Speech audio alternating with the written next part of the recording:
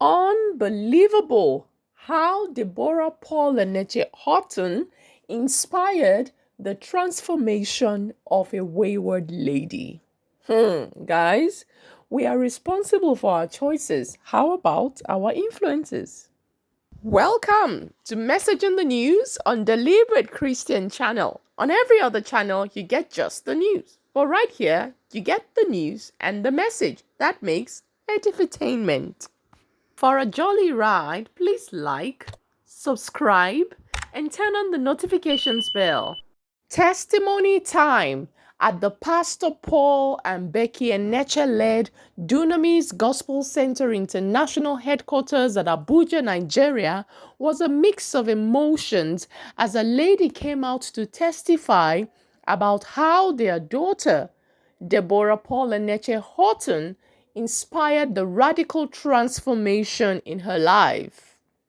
As the lady shared her testimony, the 100,000 capacity auditorium had its congregants looking in awe, some shedding tears, others shocked at all the lady revealed in her testimony.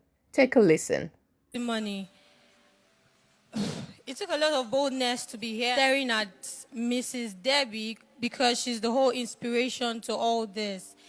I am actually someone who lives a very bad lifestyle. Like anything bad you can think of, I've actually done it. I don't do normal work. The kind of work I like doing is PRO work in clubs. I used to have a lot of piercing on my face and all that.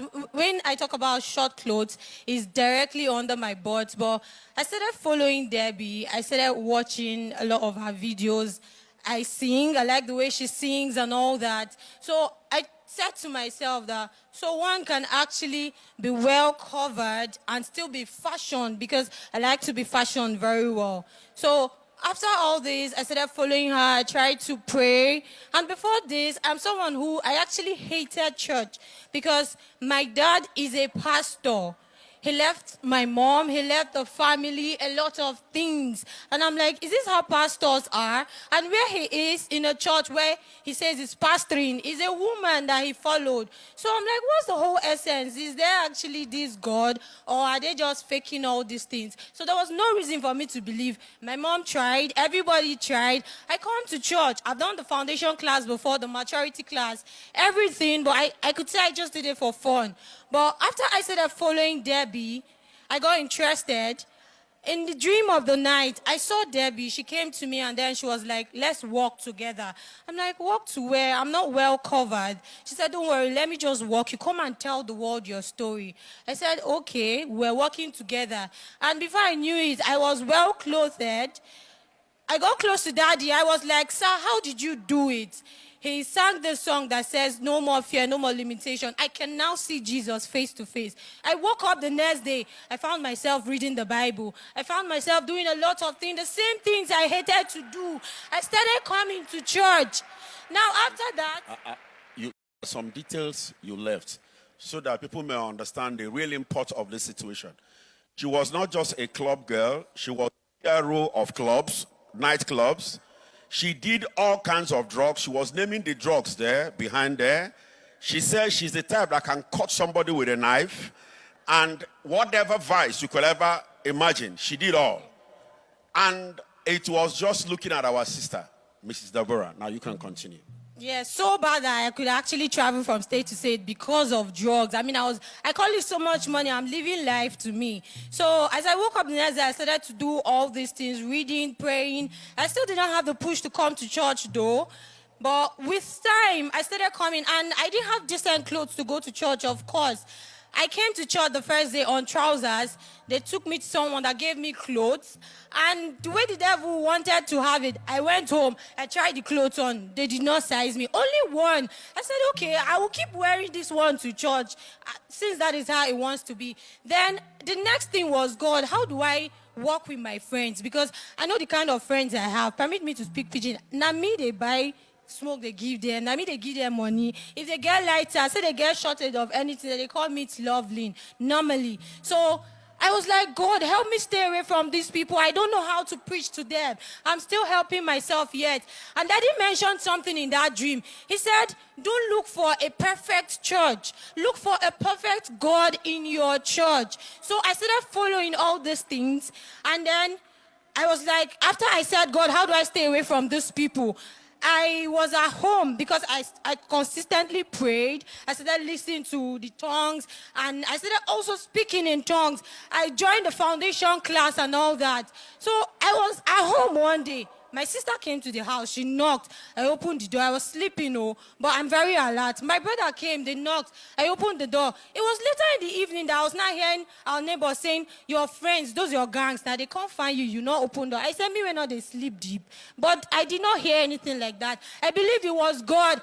These days, I could actually see it. It's after they have gone, they will come back and say, Alpha, lovely, I call your house, you not deal. And I don't go anywhere again these days. I'm at home. God made me invisible to them. They don't even come close to me to ask for anything. I also like to cut in here so you can understand briefly because of time's sake. Now, these friends will come. These were the ones that could lure her back to the things she had come out of. Now, she had prayed, oh, Lord, I can't preach to them. Help me.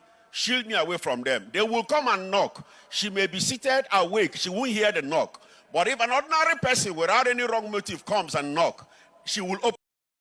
Now she will sit like this and they will pass. She will see them, but those gang will not see her. They will pass. God shielded her from them. Now, finally.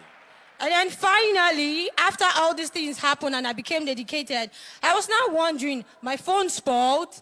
And my baby, because she's in school, there was no means for her to go to school again. Everything became terrible. But I'm this kind of person that I'm an extremist. When I put my mind to a thing, that's what I actually do no matter what. So I have now put my mind to God, and it's like this. I say, oh, God, you will make me get this mind so they do this thing. So I sure say, now like this, I go, they go. If they look me, maybe and my baby, they suffer. No wahala. So I had a dream in the night, just day before yesterday. Daddy came to the house, and I was wondering, sir, what are you doing in this house? I was asking my brothers, when did he come? We don't have anything to serve them. What can I offer? I was going outside to see if I could get something. And when I came into the house, the whole place changed. There was food. There was excess of everything. And when I went for the home cell service yesterday, God, I got a lot of things. God favored me with a lot. I am so grateful. And I've been shying away from this testimony. There was a day that he mentioned a hernia case. I was in church.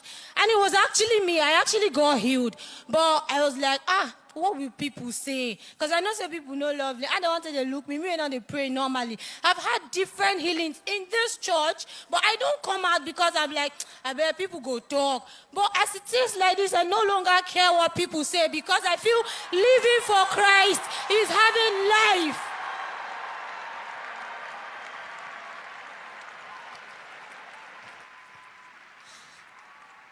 Please stand 1 minute. This testimony, we might as well share the grace and go. This is what church is all about.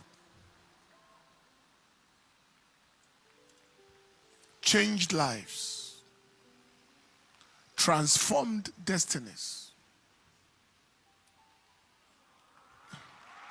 This is what church is all about. I want you to listen to me. I see a lot of people overwhelmed with emotion. Don't bother, you will be handled. I want to say something, please. I want you to listen to me.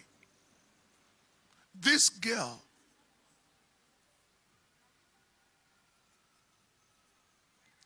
got lost in a pastor's house.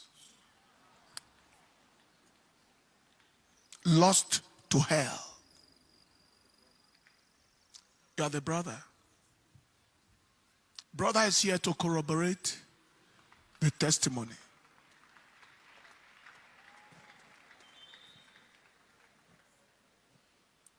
Father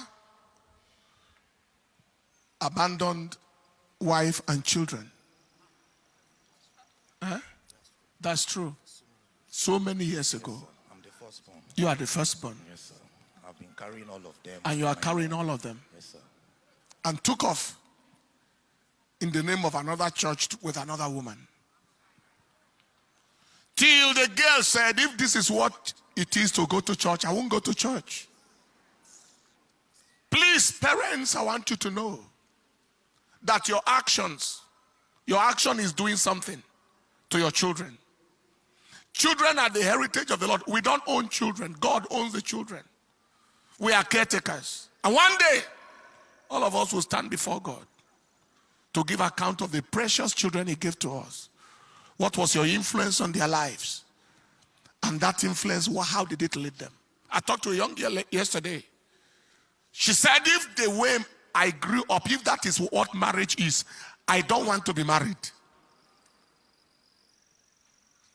And I said to her, if your physical marriage was not working in the physical setting, what about the marriage of your pastor? Can't you look at your senior pastor and his family and his wife and himself? Does that not give you an inspiration? She said it does. I said, that is where to look. I said, when I grew up, we didn't have anything that you would call a home, a family. It wasn't a family, it was a polygamous, the situation wasn't what you would call a home. But I grew up to determine that I'm going to have something that is worth it. That if I grew and I didn't see an example of what to call a home, I will offer an example. Leave him. Oh, I think I know your mother then. I've prayed for him before in Area 1 church. This young man is about, are you 23 years old now? I prayed for him before, the heart condition. It's an artist. It's an artist. It's an artist of Nollywood movie as well. His mother brought him to me in Area 1, and I prayed for him for a heart condition then. Your mother is meant to be around too. She's working in Warri now. All right. You know, how you are conducting your life, the things you are doing before your children is determining their destiny. I told that young girl, I said, draw inspiration. Make up your mind that what you saw as a child, your children will not see. And the kind of home you experience, your children will not experience. That's the decision to make. The things that hurt instruct, according to Benjamin Franklin. Things can make you better or bitter. When you become bitter, that is the negative reaction. And you can become better because of what you have faced. Please, consciously function with the consciousness that you live not just for yourself, but for your children and for your family and for your next generation. So that they can step into a life that is better than your own life. It is well with you, sister. Congratulations. I'm happy for you. My wife will work with you and ensure that both you and your baby are in shape. And I would like to see all of you again. In her response to the testimony, Deborah Paul Enenche says, Abba said to me today, you struggled so long for validation as an artist. Stop chasing the art. Drop your pencil and become my canvas. Let me draw my love on you. Ephesians 2 verse 10. I have been rather exhausted lately. Trying to be a light in a dark world is not for the faint of heart. I may say I shun the approval of men, and in fact I do, but it's easy to get sidetracked by the noise. Today, a young woman gave a testimony that brought me to tears and to my knees. In summary, she saw my life, one of a fun-loving musician or fashionista with a heart for God, and Jesus used that to bring her back to himself after years of running from him. She went further saying, I will continue to live for you, Elohim. Let my life continue to be the tableau of your agape. I'm so sorry if I've made it about me for so long. It's all about you, Lord. And she said, to anyone feeling discouraged serving God, it's not a coincidence that you saw this. Someone is watching you and is so inspired by your life. Furthermore, our Abba, who sees in secret, will reward you in front of all your naysayers. Just keep doing what you're doing. While we give glory to God for this positive influence, the question I'd like to ask every one of you listening or watching is, do you know that you are an influence to people around you and you might not even know them? If you say you are responsible for your choices and you can do whatever you please, do you know that you would also have to pay for the influences that you impart on lives that are looking up to you?